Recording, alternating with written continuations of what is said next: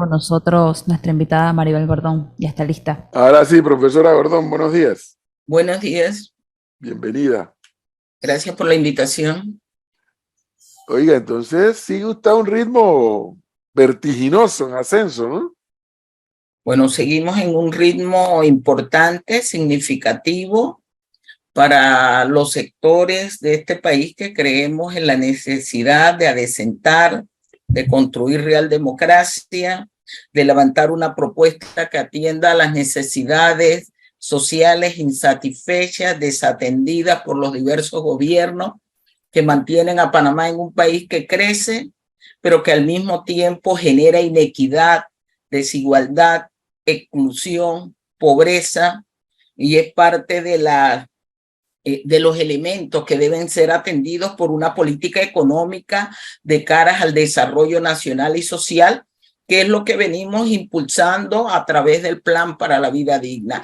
Eso ha dado los réditos significativos que hasta la fecha nos mantienen en el segundo lugar, en ascenso significativo y en un proceso de cara a que haya una real alternativa para la población en el torneo del 5 de mayo de Profesora, 2024. antes de hablar de esos planteamientos que usted tiene a bien compartirnos en cuanto a el por qué está en esto y por qué está planteando esta recolección de firmas para una candidatura presidencial, déjeme hacer una pregunta política pura. Digo pura por la pregunta, ¿no? Porque usted está en la calle recogiendo firmas con todo su equipo y con seguridad usted oye lo que se comenta en la calle, igual que lo que escuchamos nosotros los que estamos en esta mesa de trabajo. ¿Qué explicación o qué respuesta o cómo reacciona Maribel Gordón a ese comentario que hacen algunos?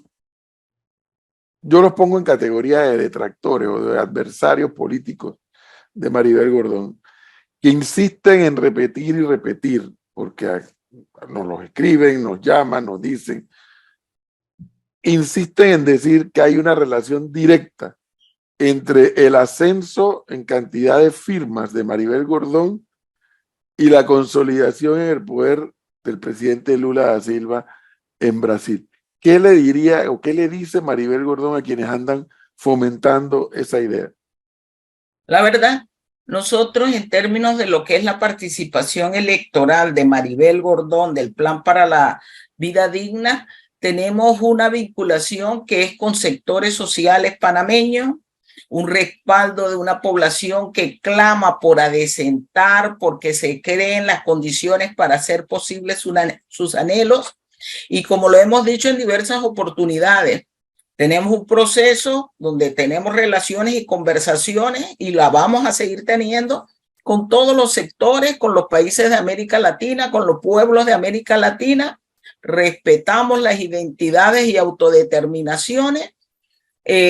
Coincidimos en algunos planteamientos con posiciones que se han adoptado desde otros países, en uno de ellos el concepto de la necesidad de construir paz en el mundo, pero en términos de lo que se quiere estar señalando, nuestra posición es clara.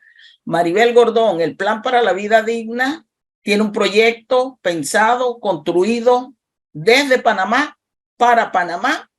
No tenemos una vinculación financiera con ningún otro espacio del mundo. Nuestros recursos han sido los recursos de compañeros, de amigos, de familiares que han estado respaldando el trabajo porque creen en este proyecto, y a partir de ahí el respeto que se tiene con todo. Que Lula haya ascendido al poder en Brasil y que el torneo electoral de Panamá coincida con ese periodo, yo creo que es un proceso casual. No es cierto que Maribel Gordón comienza a ascender en ese momento. Lo que sí es cierto, fuimos los últimos en ingresar al torneo, tuvimos un periodo de aprendizaje que lo hemos manifestado, para ajustarnos, para adaptarnos a las nuevas metodologías, a las plataformas inconsistentes que tiene el Tribunal Electoral, ver cómo superábamos esos escollos y obviamente organizarnos. Yo soy, y lo insisto, una mujer de planificación, soy economista, creo en la planificación y hemos tenido un trabajo planificado, organizado, consciente y concreto y sobre todo con compromiso. Esos son los resultados que se reflejan en la estructura de hoy, más de 152,000 firmas de apoyo a nuestra candidatura. Doctora Maribel, dentro del discurso que usted da, yo escucho una frase que se la ha oído a diferentes presidentes en América Latina. Tiene que ver con la autodeterminación de los pueblos, ¿no? La he escuchado en diferentes ocasiones. La escuché en su momento a Evo Morales, López Obrador, Kirchner, en fin. Para no dar y emitir una opinión sobre lo que pasa en algunas naciones del continente, a diferencia, por ejemplo, de lo que ha pasado con Gabriel Boric o Gustavo Petro. Tomando en cuenta esa premisa que usted da a la hora de exponernos su respuesta, yo quisiera preguntarle, doctora Maribel, si se pudiese decir, si usted llegase a la presidencia de este país, ¿usted condenaría lo que está pasando en Venezuela o en Nicaragua? ¿O utilizaría ese mismo recurso de la autodeterminación de los pueblos, para no mencionar las violaciones de derechos y de libertades que hay en estos dos países? Bueno, creo que hay diversos países en donde uno pudiera decir hay un nivel de complejidad en términos de las relaciones entre los ciudadanos y los gobiernos. Obviamente entendemos por qué la pregunta la dirigen a esos dos países. La autodeterminación es el derecho que tenemos la población de fraguarnos nuestros intereses, nuestra concepción de país, nuestra determinación en términos de las relaciones con el resto del mundo, y yo creo que eso tiene que ser respetado. Creemos en la necesidad de respetar los procesos internos. Son los pueblos los que tienen que asumir su conducción. Yo he dicho, creo en procesos de paz, de diálogo, para construir real democracia, y eso se tiene que dar en todas las latitudes. Hay procesos hoy, por ejemplo, yo podría decir, bueno, Francia estuvo en las calles, entonces tengo que condenar, tengo que llamar efectivamente a que haya un proceso en donde se entienda las necesidades, la conversación, el diálogo, el respeto. Yo no he visto, por ejemplo, que se me pregunte sobre ese proceso. En concreto, una población que ha estado significativamente en la calle exigiendo que se respete su derecho a la seguridad social, a la vida. No, aquí, no, discúlpeme, doctora, y perdón que la corrija. La última entrevista que tuvimos acá, y recuerdo perfectamente porque es una pregunta que yo se la he hecho a todos los candidatos, es sobre el aumento de la edad de jubilación. Y usted dijo, yo no estoy de acuerdo con el aumento de la edad de jubilación. Muy bien.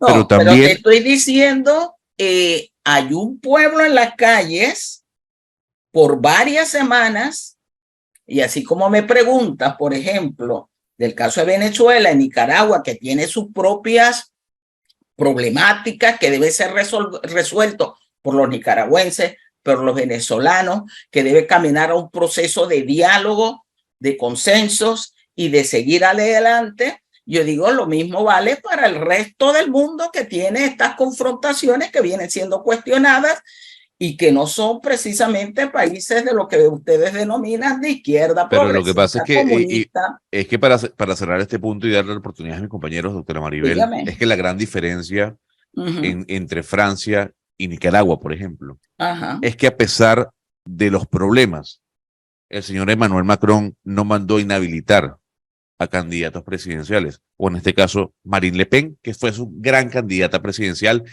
a nivel de confrontación. En Nicaragua fueron 9 candidatos inhabilitados. ¿A usted no le preocupa eso?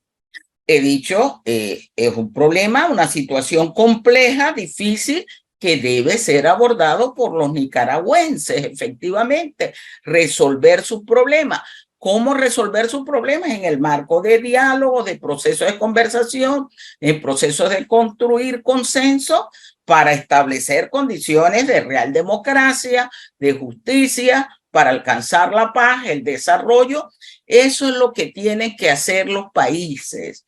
Yo no creo ni que tengo que invadir a un país para entonces decir promovimos un orden, y menos como panameña, Puedo plantearme eso como solución o establecer desde el exterior presidentes que después digo, bueno, cuando tengo un problema de combustible los desconozco, a pesar de que lo promoví sin pasar por un torneo electoral, porque eso tampoco es democracia. Los pueblos tienen que darse y para eso es la necesidad de ¿qué? De algo que ha sido estigmatizado como requerimos un pueblo organizado, concientizado, educado, que forme parte de la toma de decisiones. Y eso es válido en Nicaragua, en Venezuela, en Estados Unidos, en Francia, en Panamá. Profesora Gordón. Esa es la percepción de Maribel Gordón. Profesora Gordón, mi pregunta va dirigida al tema porque usted va por la precandidatura por libre postulación a la presidencia. En las elecciones pasadas, a uno de esos precandidatos que logró llegar a ser candidato, el señor Lombana, se le cuestionó insistentemente acerca de su plan de gobierno y la infraestructura que tendría para poder gobernar en caso de llegar a ser presidente. Usted ya ha hablado de su plan para la vida digna en varias oportunidades, en varias entrevistas, como su modelo de plan de gobierno. Mi pregunta es, por un lado, conocer si dentro de ese plan y dentro de su infraestructura estarían sumándose el señor Saúl Méndez y el señor Genaro López, allegados a usted por el tema del Frente Amplio por la Democracia, y también conocer cuál es la diferencia existente entre a la ahora precandidata Maribel Gordón y los ya ex candidatos presidenciales Saúl Méndez y Genaro López, quienes corrieron por el Frente Amplio por la Democracia y obtuvieron escasos votos en las elecciones. Bueno, yo creo, y esto es una necesidad que tenemos que establecer en su justa dimensión. Para Maribel Gordón, los sectores sociales de este país han jugado un papel importante, representan el estado de lucha ante una sociedad inequitativa, desigual, antidemocrática en su esencia. Incluso en los torneos electorales son antidemocráticos. Yo no niego mi pasado, un pasado de dignidad, de trabajo, de lucha, y acompañé tanto a Saúl como a Genaro como una realidad concreta en términos de las aspiraciones de una población que clama por real democracia porque se atiendan sus necesidades fundamentales de vida. Son dos compañeros que han estado respaldando, al igual que un conjunto de sindicatos, porque no es solo el Suntra, no es solo CONUSI, nosotros hemos obtenido el apoyo, el respaldo de organizaciones sindicales como la CNTP, como Convergencia Sindical, como sindicatos que están estableciéndose en otras estructuras de la relación de los sectores públicos, como hemos obtenido el apoyo de organizaciones profesionales que también nos han dado su respaldo, de asociaciones, organizaciones, cooperativas en términos productivos, micro y pequeños productores, de juventud, de pobladores, de indígenas, de afrodescendientes, de mujeres, de jóvenes. Es decir, es una propuesta donde yo he dicho caben todos, caben todos. ¿Cuál es el problema? Que aquí se quiere circunscribir a veces democracia porque se consulta, se participa un solo sector desde la vida republicana. Eso quedó claramente demostrado en julio de 2022, frente a un pueblo que se lanza a las calles porque hay gobiernos que no atienden sus necesidades y sectores que condenan la vida digna de la población. Ese no va a ser el estilo de Maribel. Maribel va a conversar, a dialogar, a establecer diálogos reales de cara a la población. Y Saúl Méndez. Saúl Méndez y Genaro, sí, primer sindicato a nivel de América Latina, con mayores reivindicaciones para la clase obrera. La clase que crea riqueza es una clase que tiene que ser atendida. Tiene la mejor convención colectiva de América Latina. Eso no se quiere decir. El sindicato tiene una infraestructura a nivel nacional que responde a las necesidades, requerimientos y el avance que ha tenido el sindicalismo en este país en la construcción y han dado muestra de algo que se quiere soslayar y que obviamente corresponde al Suntra responder. ¿De qué han dado muestra? De diálogo, de poder, y la prueba está en las convenciones colectivas donde llegan a acuerdos. Profesora, eso quiere desconocerse. En los análisis que generalmente hacemos aquí, que el profe es el que hace el análisis político, dice que es difícil que alguien llegue solo a la presidencia. Le pregunto, ¿en el Frente Amplio por la Democracia tienen ustedes en mente ampliar, aliarse con algún partido político o con alguno de los precandidatos como usted por la libre postulación para poder obtener quizás ese triunfo? El Frente Amplio por la Democracia está en un proceso de reinscripción con firmas, pocas firmas de diferencia con un partido que el domingo va a postular a un candidato. La diferencia en términos de firmas es reducidísima. Yo voy por la libre postulación, me respaldan, obviamente, otras organizaciones. Creemos en la necesidad de establecer coordinaciones, alianzas con sectores reales independientes. Yo le he dicho aquí y lo he dicho en otros lugares públicamente, se me han acercado compañeros por libre postulación a los diversos cargos de diputados, de alcalde, de representantes, y hemos conversado. Hemos establecido puntos comunes.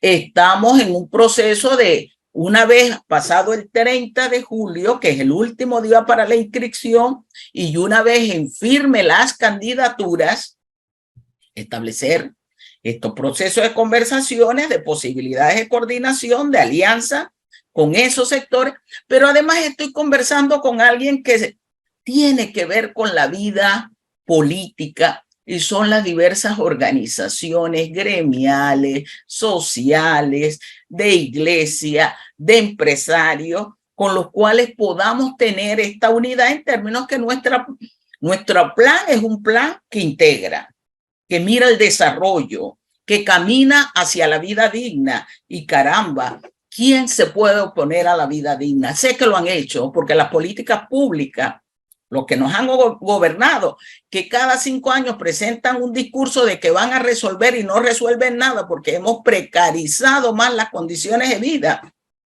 incluyendo a las capas medias, no están interesados, pero sí hay una mayoría de este país en donde yo incluyo algunos sectores empresariales, yo he llamado a los sectores productivos, con los cuales esperamos tener una conversación seria. Hemos conversado con algunas de sus organizaciones para llevar adelante este proceso, un proceso donde todos caben, donde todos deben participar, sin excepción. Las comunidades indígenas, sí. Yo vengo del interior, estaba el día de ayer en el interior de la República.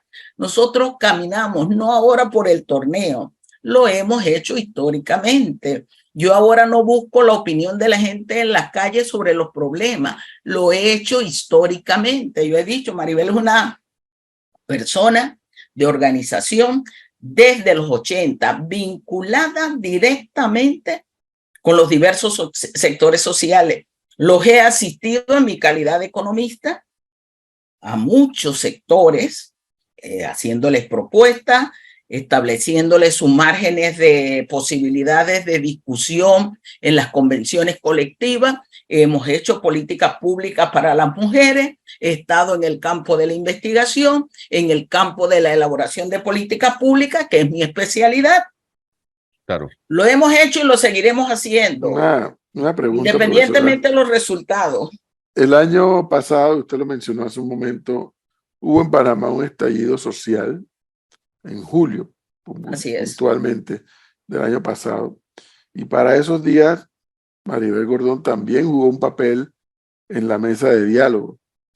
Le pregunto, uno, las condiciones o las circunstancias que llevaron a ese estallido social un año después han sido resueltas. Y dos, si la respuesta es no, ¿cuál sería la receta aplicada por Maribel Gordón si no se han dado soluciones a esas situaciones? Y yo creo que la realidad que estamos viviendo, que hizo explosión en julio del año pasado, pero que ya venía de antes de la pandemia, así lo registran, era un acumulado de frustración de una población que se cansó ante gobiernos que no quieren resolver los problemas. Creo que este gobierno tuvo un momento importante, porque producto de esas manifestaciones, los diversos sectores sociales lo sientan a discutir. Y lo hicimos de cara al pueblo. ¿Cómo lo hicimos de cara al pueblo? Con un papel que jugó en ese momento la transmisión del debate. Porque allí se demostró que hay otra manera y otras propuestas. Como economista, siempre he planteado que los problemas deben ser abordados desde sus causas y no desde sus efectos. Los efectos van al clientelismo, las causas van a resolver el problema. Este gobierno ha desconocido todos los diálogos que ha realizado. Llega a acuerdos y ninguno lo ha cumplido. Incluso el sector empresarial dice que con ellos no lo ha cumplido tampoco porque no les paga. No sé si es cierto. El gobierno dice que paga, los empresarios dicen que no pagan. Entonces, eso es lo que no puede seguir siendo. Aquí hay que dar un proceso de caminar hacia una nueva gestión administrativa. Pero subrayo, el problema no solo es de gestión. El accionar público tiene que tener otra lógica de funcionamiento, una lógica que debe estar sustentada en primer lugar en lo que se denomina eficacia. Eficacia es alcance de objetivo, no solo en eficiencia. Eficiencia es la relación costo-beneficio. Yo creo que allí va a haber uno de los cambios de llegar Maribel Gordón. Lo segundo, tenemos que caminar no solo al crecimiento, yo he insistido al desarrollo económico que implica crecimiento económico y bienestar social. Ahí va a haber otro de los cambios profundos en la gestión pública. Lo tercero, el presupuesto tiene que estar encaminado en función de los intereses nacionales y sociales, y eso va a significar un reordenamiento en la disposición de los recursos. Ese es otro de los cambios. Y el cambio fundamental que nosotros estamos proponiendo es la plena participación de los diversos sectores en la toma de decisiones. El problema es que aquí creen que basta con que cada 5 años elijan a un nuevo presidente, a una nueva asamblea de diputados, a nuevos representantes, a nuevos alcaldes, que creen que se les está firmando cheques en blanco. Porque una vez sentados en banquetes o en sillas presidenciales, se olvidan de quienes lo eligieron. No lo consultan jamás. No lo toman en consideración en los procesos de definición. Y política pública es eso. Política es toma de decisiones. Basta del clientelismo, basta de la demagogia, propuestas reales y concretas. Y el plan para la vida digna tiene propuestas concretas para cada tema, haciendo una prioridad, y por lo cual hay propuestas de corto plazo, de mediano plazo, que es la gestión gubernamental que llega hasta el mediano plazo, pero con una proyección de largo plazo. Por Ahora, cierto, le consulto. un momentito. Adelante. Los invito, les vamos a hacer llegar la extensión. La invitación el 25 de julio vamos a presentar el plan para la vida digna. El plan para la vida digna, doctora Maribel, usted lo ha comentado en este programa, tiene que ver con el espacio social y la importancia al tema social, a través, en muchos casos, de los subsidios. Panamá en 2 años, ha gastado, porque es un gasto, $5.000 millones en subsidios. Casi lo que nos costó la ampliación del Canal de Panamá. El gobierno anuncia ayer que extiende el subsidio a la gasolina. Usted es economista y usted sabe que el barril de petróleo, cuando se anunció el congelamiento de precios, estaba a 100. Hoy está a 72 y seguimos subsidiándolo. Usted, si llega a la presidencia, eliminaría este subsidio que al parecer no lo van a quitar.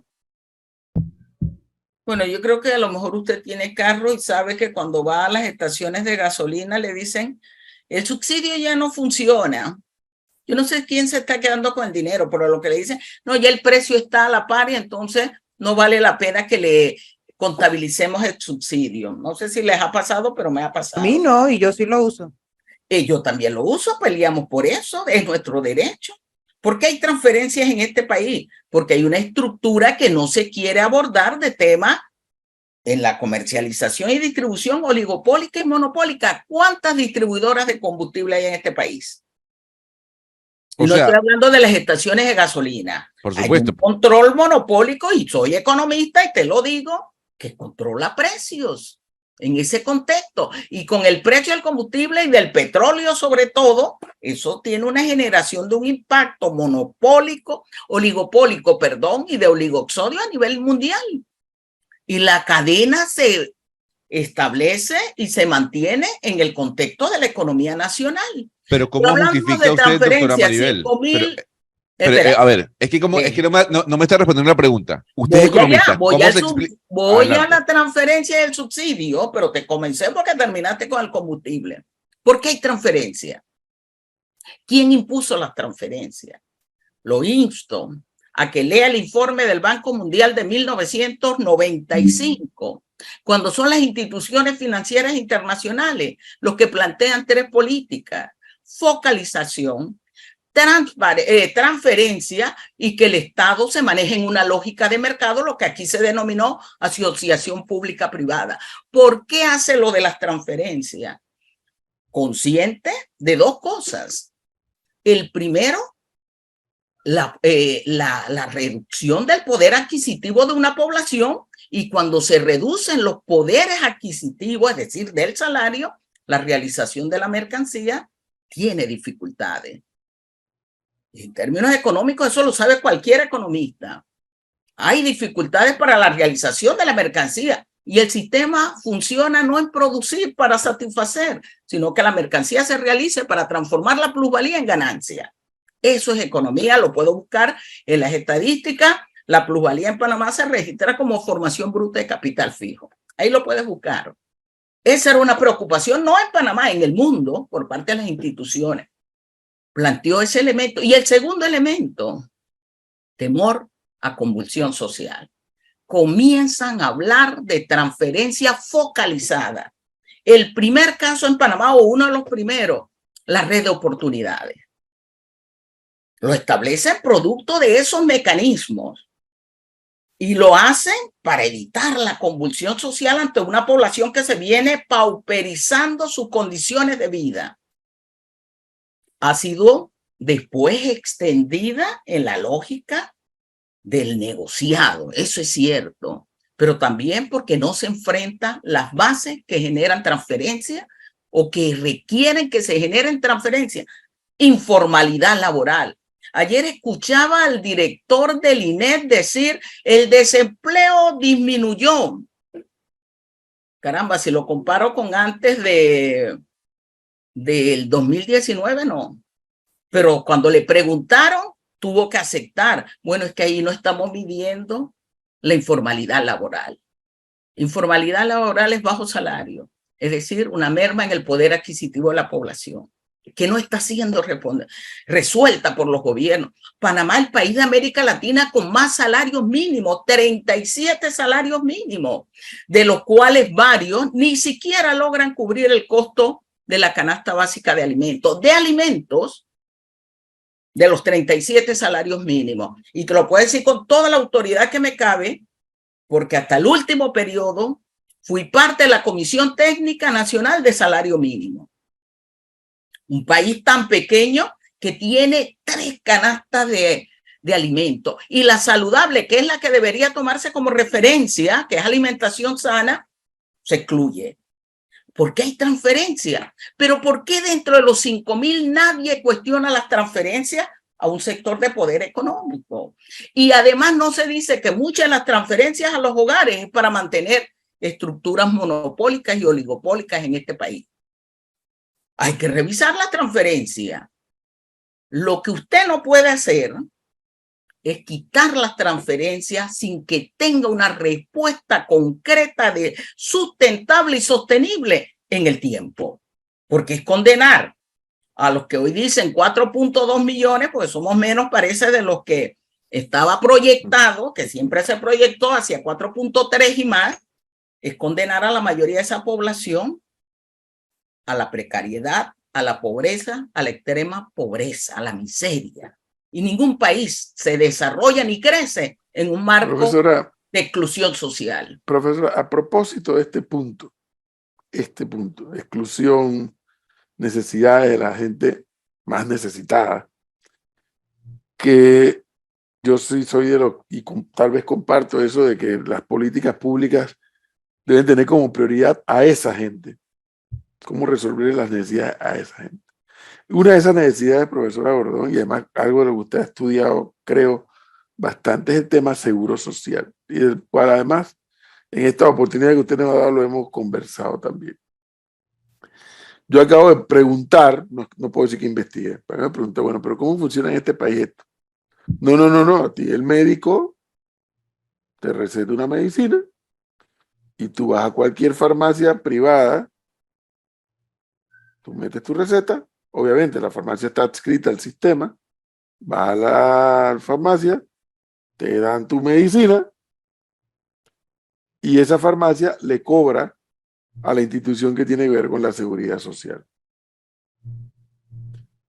Le digo, pero ahí hay un riesgo porque la farmacia le va a cobrar a la institución lo que le dé la gana. Dice, no, es que eso está regulado. El precio de ese medicamento, cualquiera que sea, está regulado. Entonces la farmacia no puede ir el medicamento costaba, supongamos, €1, en la farmacia no le puede cobrar a la institución 1.50 o 2, cuesta €1. ¿Y qué hacen con eso? Eliminaron una burocracia estatal en el sistema de farmacias estatales que no existen prácticamente. Y lo que hacen es que las cadenas de farmacias privadas tienen que suscribirse o adscribirse a este sistema y el asegurado va y mete su receta y no se tiene que preocupar de más nada. ¿Por qué para nosotros los panameños esto es imposible? Esto, no, mentira, no es imposible. Es impensable.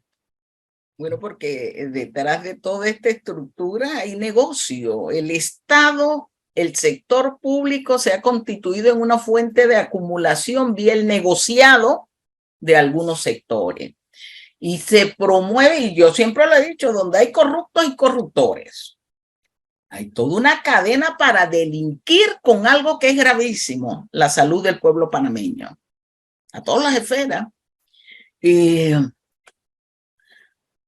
¿Por qué no existe ese precio de referencia que se aplique con la capacidad necesaria para evitar estos procesos de encarecimiento de los medicamentos? Pero también, ¿por qué no haber otras formas de comprar medicamentos? ¿Por qué Panamá no produce medicamentos donde pudiéramos tener una estructura que se acompañara con el Panamá logístico de servicio de tránsito que nos permitiera otro tipo de realizaciones? ¿Por qué esperar que no haya, porque lo hago a partir de un inventario que no existe o es ineficiente para provocar compras de urgencia, que ha sido uno de los mecanismos que han utilizado las diversas administraciones de la Caja y del MINSA para tener esta estructura? Y nosotros lo planteamos. Aquí hay 6 cadenas distribuidoras de medicamentos que son los que se favorecen con esas conductas. Incluso al punto de, y se ha señalado, no lo ha investigado la Caja, de que se ponen de acuerdo cuando alguien gana. Sí, para hacer... profesora, entiendo el señalamiento que está haciendo al sistema y particularmente a esta, yo no sé si llamarle mafia, del tema de los medicamentos, pero yo quiero insistirle en el punto, porque es que una de las cosas que ahoga y que asfixia a la Caja de Seguro Social es su propia burocracia también. Sí. Y la burocracia en ocasiones, cuidado, porque la corrupción no solo está en el sector privado en estos temas, está en el sector público también. Y la burocracia contribuye a eso. Correcto. ¿Por qué en Panamá es impensable que podríamos eliminar este sistema de farmacias en la Caja de Seguro Social y que el asegurado vaya a la farmacia privada, saque su receta allí, la farmacia privada le cobra el seguro social regulando por adelantado el precio de los medicamentos? Eso es muy difícil.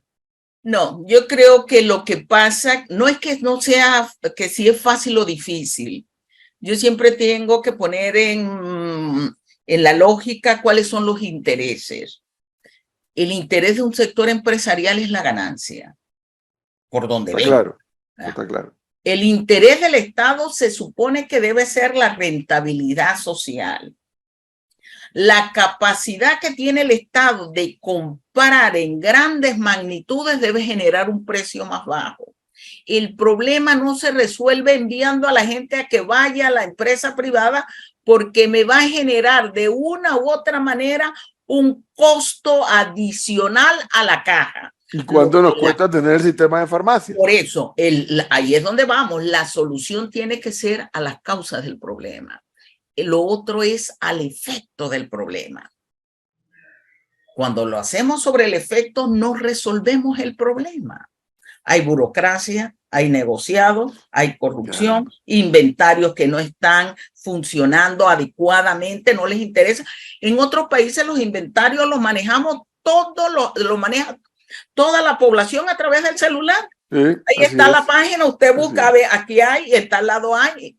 Pero cuando se ha, pero es que yo le pregunto esto porque cuando y usted y yo estamos en esto, cada uno en su lado, desde su ejecutoria, desde hace varios años, y yo sí noto que cuando se hablan de este tipo de cosas, como por ejemplo el tema de los medicamentos, el tema de los servicios médicos, o sea, el que está enfermo no le importa si el seguro social lo va a meter en el seguro o en Paitilla o en donde sea, porque el que está enfermo lo que quiere es que lo cure. Pero cuando se habla de esto, entonces sale el sector, pues, digámoslo así, el sector de los trabajadores organizados diciendo, eso es privatización. No hay tal privatización. Es privatización. Pero profesora, ¿por qué? Si yo estoy, profesora, explique, un segundo. Si yo pago el seguro social por adelantado, ¿no es así? Y un día yo tengo una situación de salud, voy al seguro social. Mira que tengo esto. Oye, no tenemos, está lleno el hospital para atender cualquier aspecto, está lleno. Pero entonces podemos mandar al paciente a una clínica privada para que le hagan el examen o que le hagan la operación. Y bueno, y el seguro se lo paga. Dicen que es privatización eso. No entiendo por qué. Porque yo tengo derecho a que me den la prestación médica. Empecemos por ahí, ordenemos. El derecho a la salud es para todos. Ajá. Y el Estado debe velar por ello. La salud para todo. Y cuando hablamos de la salud, yo creo que parte del problema se resuelve en la medida que podamos levantar un proyecto preventivo y no curativo. Correcto. En lo curativo está el negocio, en la prevención no. Lo otro que tenemos que entender, desde hace algunas décadas, la privatización ha tomado varias formas y así lo reconocen incluso las instituciones financieras internacionales. Hay la tercerización, hay lo que le llaman los leasing.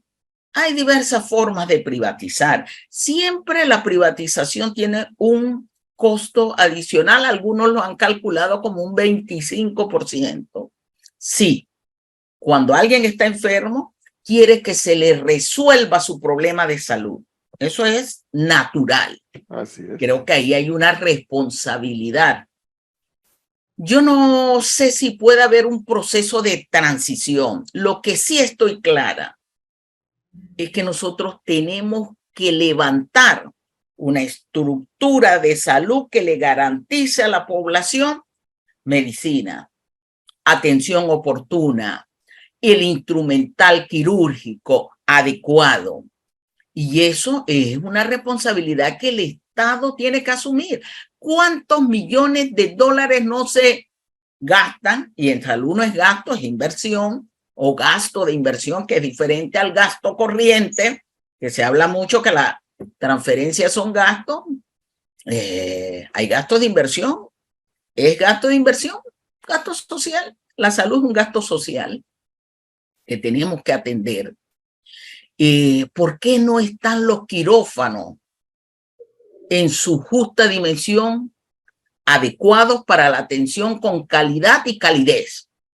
Porque precisamente el desmantelarlos implica el tener que acudir. Y yo creo que ahí hay una responsabilidad de todos los que han administrado. Pero profesora, ¿Y por qué no se les investiga, sanciona y condena? Ok, sí, listo, de acuerdo con ese punto, pero dígame en qué cambia que el Seguro Social, para hablar del Seguro Social, me diga a mí, a Edwin Cabrera asegurado, mira, esa operación que hay que hacerte, que tienes derecho a pedir, se te va a hacer en un hospital privado y el seguro la tiene que pagar.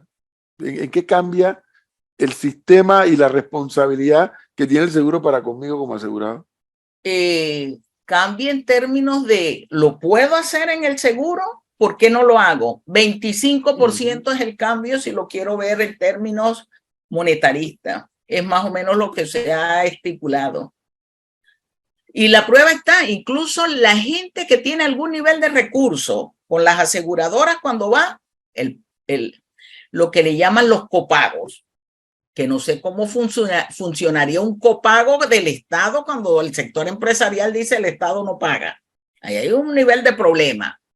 El otro nivel de responsabilidad es cuánto cuesta una intervención quirúrgica en un hospital privado que la mayoría no puede pagar cuando es una situación delicada versus lo que podría con ese mismo recurso cambiar las condiciones la caja del Seguro Social. Y llegó usted, profesora, exactamente igual punto donde yo quería llegar escuchándola, y yo trato de asimilar los elementos que usted nos da para el debate, y llegó usted al punto. O sea, yo no estoy seguro, salvo que usted no diga que sí, en efecto, sí existen esos estudios, de cuánto nos cuesta, llámele quirófano, llámele laboratorio, llámele farmacia, en el sistema de salud público versus cuánto nos cuesta en el sector privado.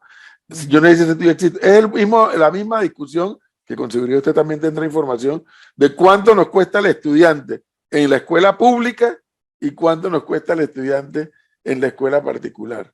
Sí. El mismo debate. Y entonces cuando se habla de un modelo de educación diferente, también privatización. Yo, caramba, pero entonces ¿cuándo vamos a modificar el modelo? Solo te digo, en términos de educación, Finlandia cuando quiso impulsar su modelo de educación para tener y caminar hacia el desarrollo, la hizo pública hasta la media. Pública, la universidad la dejó abierta como una condición, como garantía, un Estado que le promueve oportunidades más o menos iguales a todos y todas. En materia de salud, yo creo que hay una condición de que efectivamente no le ha interesado a los gobiernos ni a las administraciones de la Caja del Seguro Social resolver el problema. Hay un problema de toda una burocratización y de instancias que se han levantado para delinquir en las instituciones. Sí. La Caja del Seguro Social tiene 80 años, bueno, ya este año 81 años de venir siendo asaltada también. Hay que ordenar, hay que cambiar eso. Y yo creo que ahí es donde está el problema, cuando quienes financian las campañas ven al candidato como una inversión del cual aspiran a obtener ganancias. Y los gobiernos no enfrentan el problema. Y ahí tenemos un problema integral. El Estado debe garantizar salud, educación a la población como base del desarrollo. Tendría menor costo. Es una inversión. Siempre la salud, la educación son inversiones. Tenemos que apostar a esa inversión para tener bienestar humano, para potencializar nuestras oportunidades productivas, económicas, para generar innovación y tecnología. Es lo que han hecho los países que apostaron al desarrollo. Pero profesora, y ya con esto pues finalizamos, pues lamentablemente se nos vino el tiempo, porque siempre es enriquecedor conversar con Maribel Gordón, y digo enriquecedor por el debate. Y Finlandia, donde los educadores son muy bien pagados, como son bien pagados en Panamá, profesora, como son bien pagados en Panamá, después de $900 de aumento, son bien pagados en Panamá, pero Finlandia tiene supervisión. Finlandia tiene permanente revisión y examinación de los educadores. Aquí, del sistema. Aquí no se le puede pedir al educador que un supervisor vaya a ver cómo está dando la clase. Aquí no se le puede pedir a un educador que cumpla cabalmente al 100% con lo pactado. Porque aquí hacemos paro los viernes, ¿no? Y anunciamos nadie manda a su ciudad a su casa porque vamos a parar, porque vamos a hablar si la escuela se está cayendo o no. Entonces, o sea, buen el ejemplo, buenísimo, lo comparto al 100%. pero es que hay obligaciones también. Hay derechos, pero también hay obligaciones. Entonces, el modelo de Finlandia, que ojalá sería digno de imitar, pero con lo que ello conlleva también.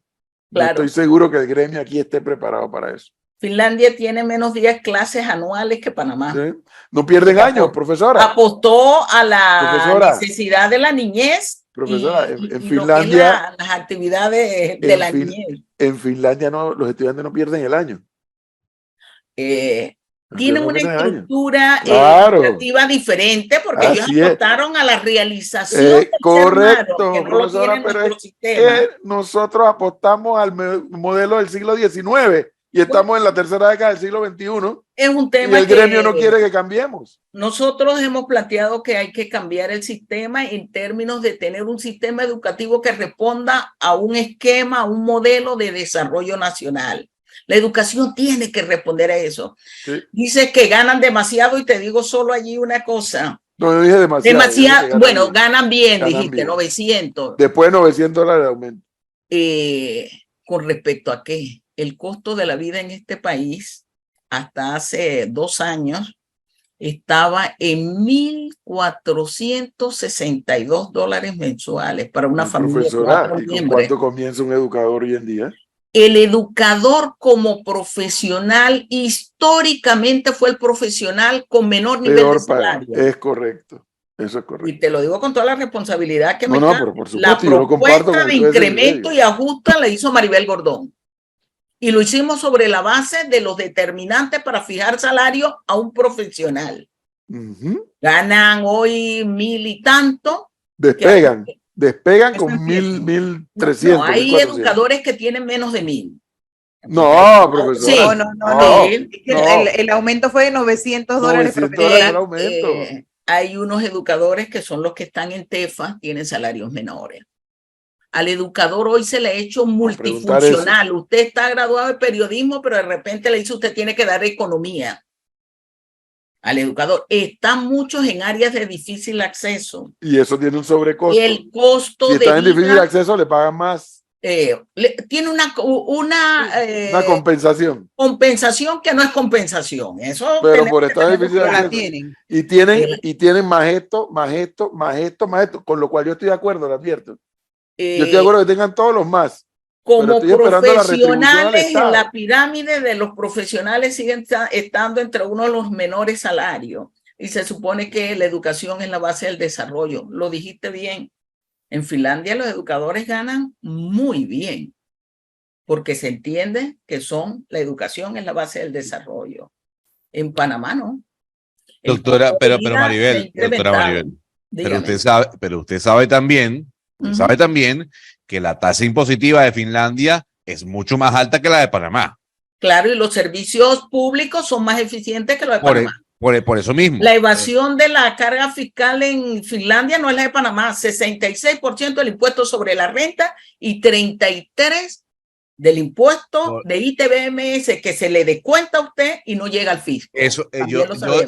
yo en eso estoy consciente. Eso es un tema de fiscalización y de trabajo. Pero si nosotros queremos tener un buen sistema de salud al estilo Finlandia, cosa que lo veo muy difícil, o al estilo Noruega, Suecia, hay que aumentar los impuestos. Lamentablemente es así.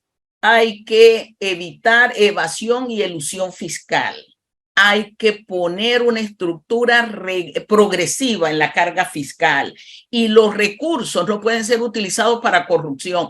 20% del gasto social se va en corrupción. Adecentemos. Sí, eso sí no admite discusión, profesor, eso es verdad. Ahí es irrefutable su punto. O sea, el país hay que adecentarlo, el país requiere de políticas públicas muy claras, muy definidas, pero con instituciones fuertes al mismo tiempo, que hagan su tarea. Que eviten, exactamente, que haciendo su trabajo eviten o disminuyan la capacidad de probabilidad de corrupción que hay. Así es. O sea, a mí me da no sé ni qué cuando a mí me hablan de que en el Seguro Social trabajan más de 30,000 personas, yo digo, ¿qué hacen ahí? Más de 30,000 personas en la Caja de Seguro Social que manejan un presupuesto más alto que el del Canal de Panamá. Y nos están amenazando que el otro año, en el no sé cuál, ya no habrá plata para los jubilados. Y pero entonces, ¿cómo compensamos esto? ¿Quién nos los explica? ¿No?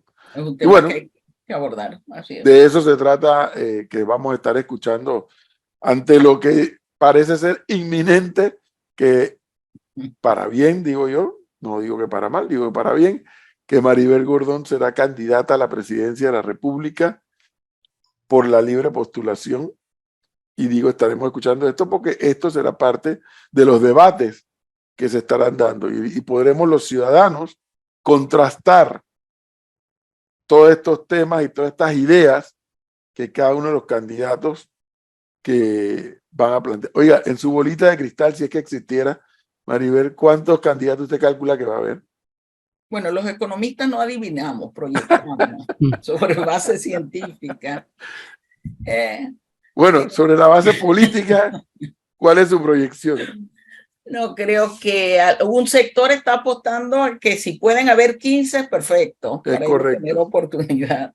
Otro sector que es el que está apostando a ser ungido, entre menos haya, mejor.